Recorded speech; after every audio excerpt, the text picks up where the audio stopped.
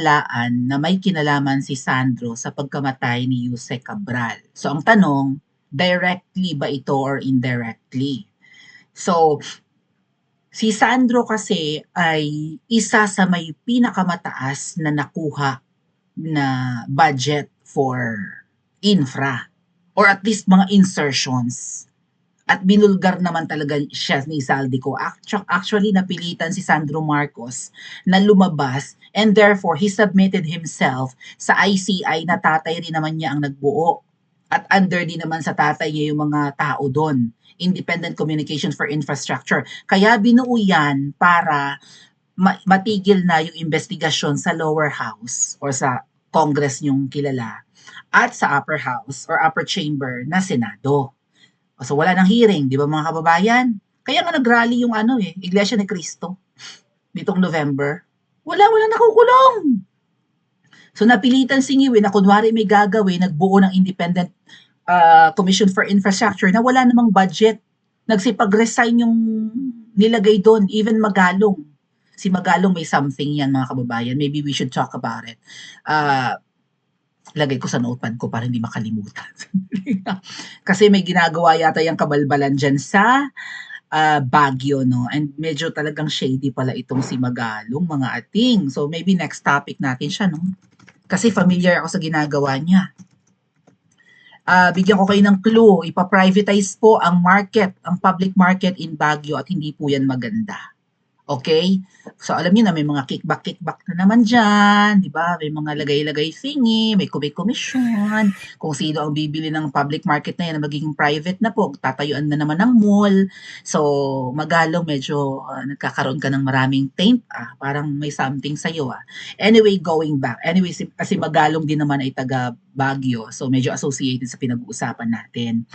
So, where were we? Directly or indirectly? Itong si Sandro. Sinabit niya yung sarili niya sa ICI, nagyabang, di ba? Wala akong tinatago, therefore, willing akong magpa-interview or mag-undergo ng investigation.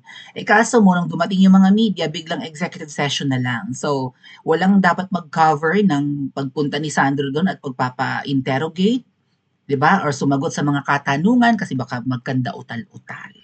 Executive session, closed door meeting ang nangyari mga kababayan.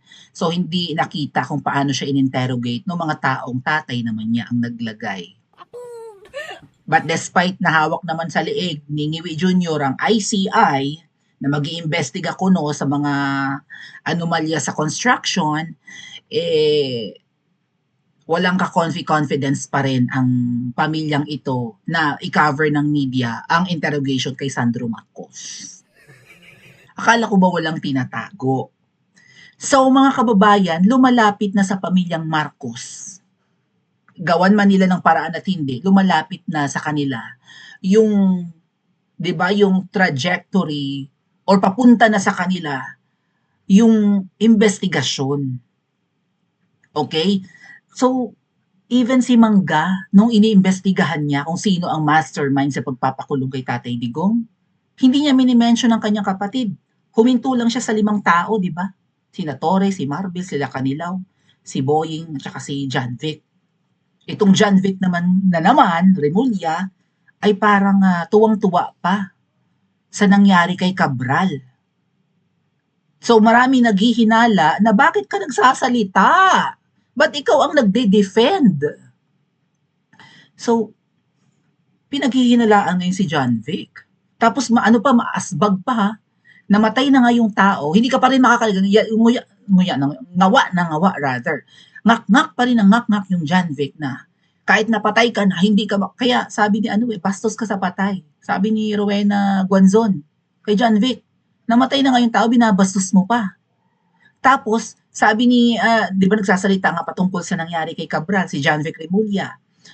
Na, ayun nga, blunt force daw in the head daw ang nangyari, kaya namatay. No, wala naman daw tama ng baril or something. Dahil nagkaroon na nga raw sila ng autopsy or whatever sa bangkay. So, sa mga naghihinala raw na kaduda-duda yung autopsy dun sa bangkay, pumunta daw sa pinangyarihan at itutulak daw niya para makita daw kung anong kaibhan. kung hindi daw baga mababasag rin ang bungo mo pag nalaglag ka sa bangin. Demonyo. Ganyan ba yung nakaupo sa mga sa mga posisyon sa gobyerno ngayon? Bastos. Asal demonyo. Dahil, di ba reklamo sila ng reklamo mga kababayan? Si sinuspend. Sige ko Barsaga, bumabatikos kay Ngiwi. Mahinahon pa magsalita yung bata. Batang kongresista. Matata sa wikang Ingles. Kung tutusin, hindi siya bastos. Itong si John Vic bastos. It's as if he's defending Sandro. Or at least the Marcos administration. He has to defend the Marcos administration. DILG secretary. Right? So, ba't siya ganun? Parang overprotective. Again mga kababayan, pinangalanan ni Zaldico si Sandro bilang isa sa may pinakamalaking nakuha, okay, sa mga sinisingit na proyekto. Bakit ang dami mong isinisingit, Sandro? May kickback ka ba dyan? May tinatawag na SOP, di ba? Standard Operating Procedure. 25% ang kickback sa mga insertions na yan ng mga politiko. Kung ikaw nga magpapagawa ng tulay, mga kababayan, ikaw na nanonood, kung halimbawa politiko ka, magpapagawa ka ng tulay sa lugar nyo, binadgetan nga ng 1 billion, para mabilis lang. Ang standard po na bigayan or kickback is 25%. So meron ka kaagad, matik ikaw, halimbawa ikaw congressman ka sa lugar nyo, matik may 250 million ka kapag may project ka na dala-dala sa distrito mo. Tiba ka kaagad. So bakit si Sandro ang daing niyang projects na naisingit para sa kanyang baluarte sa Lawag, Ilocos Norte, pero ang kanyang mga projects doon, according na rin kay Chavit Singson, ay minamadali para hindi mabuking ng mga ghost projects. Meron ka nang SOP na 25%, tapos yung mga proyekto mo pa, wala. Kung meron man, sira, durog, and then minamadali para matapos, para kung sakaling investigahan, meron namang nayari. So does it mean mga kababayan na yung mga isiningit ni Sandro, baka nakuha niya ng buo, hindi lang 25%? Again po, ito yung post ni Zaldico. Listahan ng mga insertion ni Kong Sandro Marcos ang nagsasalita si Zaldico. Sanggang dikit nila, hindi kung sino lang. Nagtatago mga kababayan. Kasi ginigipit. 'Di ba? Kinancel na nga yung passport. Hindi magtatago to kung hindi delikado ang kanyang buhay. Hindi nga makapag-post. Bakit? Ang last post niya November pa, last month pa. Mag-iisang buwan na. Dahil baka mamaya pag nag-online siya mga kababayan, binuhay niya yung cellphone niya, yung computer niya, baka ma-track. So siguro ino-offline na lang niya, naka-turn off yung kanyang mga gadgets. Baka ang hawak na lang niya, burner phone Cellphone na na hindi smartphone, yung tipong di keypad, baka ganun na lang ang hawak Right? And then yung SIM card hindi kanya. Baka SIM card ng asawa or ng kaibigan. Para hindi matrace. Ano ang sabi? Taon-taon, parami ng parami ang insertions niya tuwing may bycam. Ang total ng kanyang insertions sa loob ng 3 taon, kasi 3.5 taon nang nakaupo ang tatay. At si Sandro, nanalo rin naman kasabay ng tatay, di ba? Or nanalo pa ulit? Di ba mga kongresista, 3 years lang mga kababayan? Kailan nanalo si Sandro Marcos? Di ba nanalo siya nung kasabay ng tatay niya? Iyak-iyak pa nga siya nun Nanalo siyang congressman. Did he win again this year? 2025? Di ba 3 years lang ang term ng kongresista? Nanalo siya ulit? What the heck? Or 6 years ang term. Paki-comment niya sa comment section ng kababayan. So, ang total ni Sandro Marcos, mga kababayan, na insertions sa budget sa loob ng 3 taon ay 50 billion. 50 billion. Sa 1 billion, he has like 250 million. Right? Sa 50 billion, that's 5 billion pesos. Kung susundin yung standard na SOP, bilyonaryo si Sandro. Bakit? Billions ang sweldo sa gobyerno. Hindi ka nga magiging milyonaryo mga kababayan eh. Kung talagang gagastusin mo ng kahit ipitin mo yung sweldo mo, hindi ka magiging milyonaryo. Matagal, right? Paano kung kickback ang pag-uusapan, kung hindi nakuha ni Sandro itong 50 billion, that's 5 billion for 10%. For 10% pala yung mga kababayan. Ay 25%. Oh, so nasa magkano? Nasa 7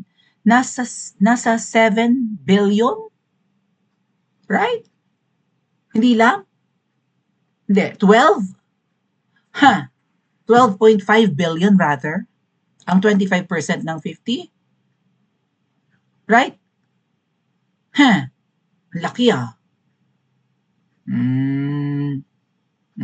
Anyway, binulgar ni Zaldico si Sandro. And then, tinatawag pa si Sandrong Pork Barrel King. Oh, bakit? Tinawag na Pork Barrel King si House Majority Leader Sandro Marcos sa pinakabagong ulat ng Philippine Center for Investigative Journalism or PCIJ matapos umanong lumabas na siya ang nakatanggap ng pinakamalaking bahagi ng tinatawag na allocable funds sa Kongreso. Allocable. May term yata na binuo si Cabral na parang initials ni BBM pag-uusapan natin mamaya. No? Ito patungkol sa mga allocable na ito, may allocable ba, may non-allocable or something. Si Cabral ang parang bottleneck or gatekeeper.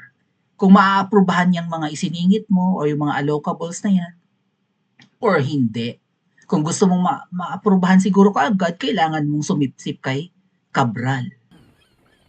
Nga pala si Cabral daw yung may-ari pala dati ng hotel na tinuluyan niya in Baguio. Pero pag-aari na ngayon ni Eric Yap. So mayaman si Cabral. Okay? Mayaman or yumaman. Anyway, 40 years sabi ng asawa, di ba? 45 years na raw sa gobyerno. So baka yumaman na rin. Tapos ganyan pa raw ang nangyari sa asawa niya. So baka tumabo rin ng bongga si Cabral. Plus, kailangan mo yata mag-aleluya kay Cabral. Kung gusto mong maaprobahan ka agad yung projects na siningit mo. Powerful si Cabral, mga kababayan. Tapos sabi ni Ping Lacson magte-testify, makikipagtulungan pa naman sana sa kanya raw si Cabral pagdating sa investigation. Ay namatay. Sino yung mga pwedeng ikanta ni Cabral? Right? Sino yung mga nag-aaliluya sa kanya o nakikipagsabwatan sa kanya para approved kaagad ang release ng pondo for insertions, for projects? Isa kaya si Sandro? Sa laki baga naman ang napala niya eh. Right? Oh, ibinalita ni Lacson na may ipagtulungan sana umano si Cabral bago ito pumanaw.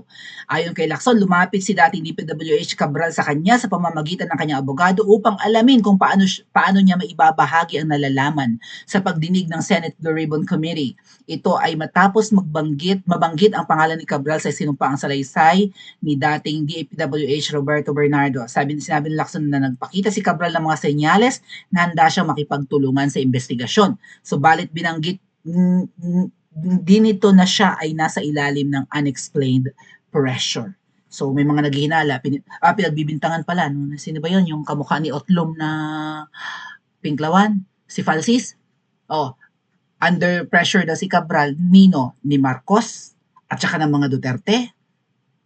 Kasi yun ang gustong palabasin ng Falsis, pati ang mga Duterte, pinipressure si Cabral. So, yun nga, nabanggit ni Cabral before, di ba, na 50 billion yung projects na napunta in Davao. Pero at least hindi ghost project. Kita na meron talagang project si Kumpulong.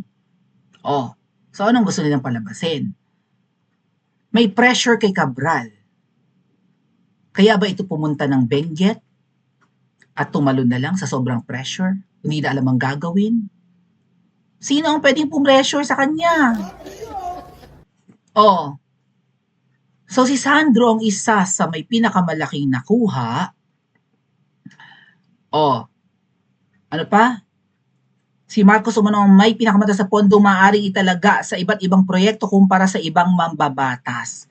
Sabi nga po, so young yet so corrupt. Pork barrel king ang tawag kay Sandro eh.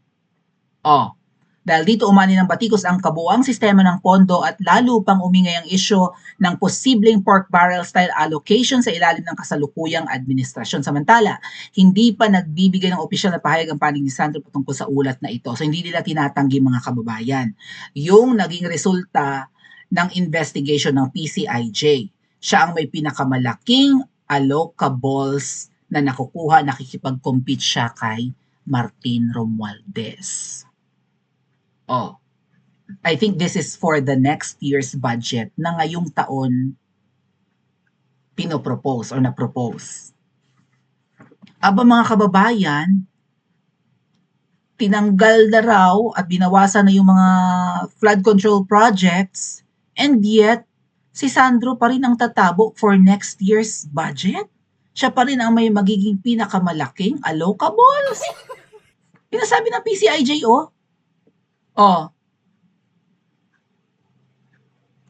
siya ang nakatanggap. So dati, nakatanggap ng pinakamalaking bahagi ng tinatawag na allocables or nakatanggap ng allocable funds sa proposed budget for next year. Whatever this is, bakit parang napaka-powerful ni Sandro sa Kamara? Nakikipag-compete kay Tambaluslos, dating speaker. Bakit siya ang tinawag na pork barrel king, hindi man lang pork barrel prince? Kasi ang palagay ng marami, si Tambaluslos ang pork barrel king. So daig niya ang tiyuhin niya, ganon mga kababayan. Ngayon, mamaya natin i-discuss, again, si